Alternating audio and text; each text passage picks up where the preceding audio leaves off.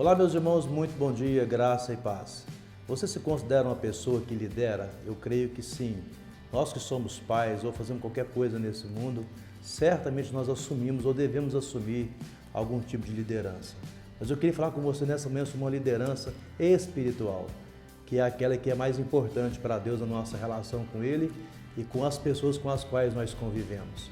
E o texto de Atos capítulo 8, verso 26, diz assim para nós: um anjo do Senhor falou a Filipe dizendo: dispõe-te e vai para o lado do sul, no caminho que desce de Jerusalém a Gaza, este se acha deserto.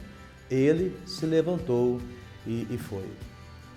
Filipe estava pregando, segundo o texto de Atos, no seu contexto aqui, e ensinando e orando pelos enfermos em Samaria. Quando ele estava lá fazendo esse trabalho tão extraordinário, um anjo de Deus aparece para ele e diz: Filipe, dispõe agora e vai para o lado do sul, no caminho que desce de Jerusalém para Gaza. O texto diz o seguinte: ele se levantou e foi.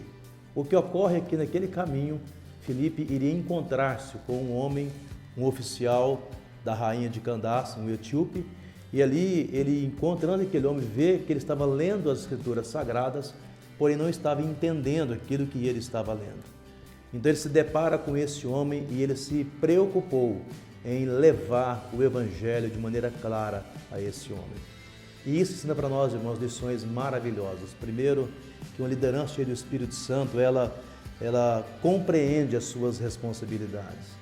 Ela entende que o seu papel não é satisfazer a si mesmo, mas a Deus que o chama. Não importa se pareça um convite ou uma ordem aparentemente estranha, mas ele obedece à voz de Deus. A segunda questão que aprendemos aqui é que ele renuncia aos seus direitos. Um homem cheio do Espírito Santo, ele não olha para si mesmo, ou para os seus pertences, ou para os seus direitos, ou para as suas vontades. Ele procura satisfazer, como diz o apóstolo Paulo, aquele que o arregimentou. E a terceira verdade é que ele compartilha o seu relacionamento com outras pessoas. Há muitas pessoas lá fora que precisam ouvir o Evangelho de Cristo, compreender o Evangelho de Cristo, entender o que é a salvação, como é que eles podem ajustar a relação deles com o Pai Celestial. E eu e você podemos ser as pessoas responsáveis que Deus levanta para servi-lo nessa geração. Mas Deus somente levanta pessoas que queiram ser servos através do Espírito Santo. Não seremos nós que iremos fazer a obra é do Espírito Santo.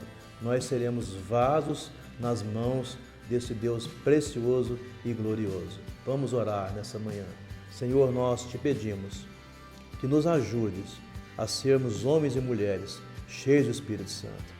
Queremos ouvir a Tua voz, queremos ser obedientes ao que o Senhor nos mandar fazer, para que pessoas que não conheçam a Ti possam se render a Cristo como Senhor e Salvador das suas vidas. Essa é a nossa mais sincera oração, em nome de Jesus. Amém.